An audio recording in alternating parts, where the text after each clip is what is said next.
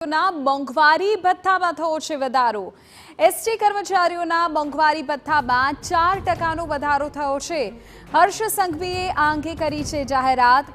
હાલ ચૂકવાતા ભથ્થાના એરિયર્સ પણ ચૂકવવાનો લેવાયો છે નિર્ણય।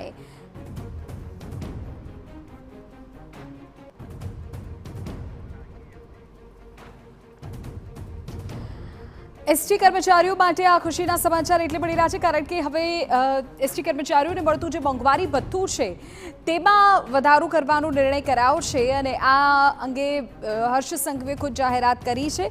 માહિતી એવી મળી રહી છે કે એસટી કર્મચારીઓના મોંઘવારી ભથ્થામાં 4%નો વધારો કરવામાં આવશે।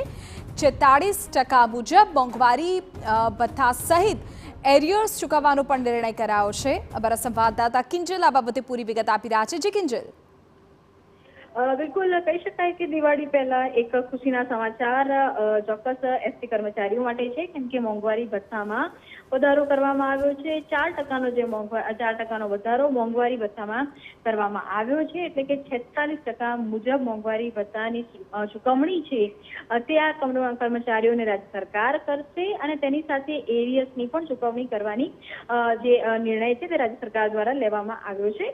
આ નિર્ણયના લીધે રાજ્ય સરકારને 125 કરોડ આનાથી વધુ જે નિગમના જે કર્મચારીઓ છે તેમને જે પ્રાપ્ત થવાના છે એને ગૃહપ્રધાન હર્ષ સંઘવી કે તેમની પાસે ટ્રાન્સપોર્ટ મિનિસ્ટ્રી પણ છે, તેમણે પોતાની જે ટ્વીટ કરી અને આ સમગ્ર માહિતી છે તે આપી છે।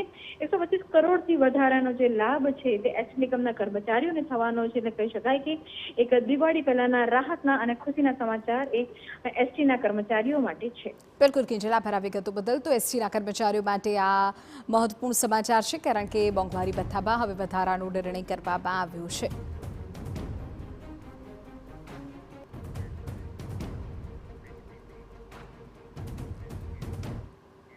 વડોદરા ફાયર વિભાગમાં ભરતીને લઈને વિવાદ સામે આવ્યો।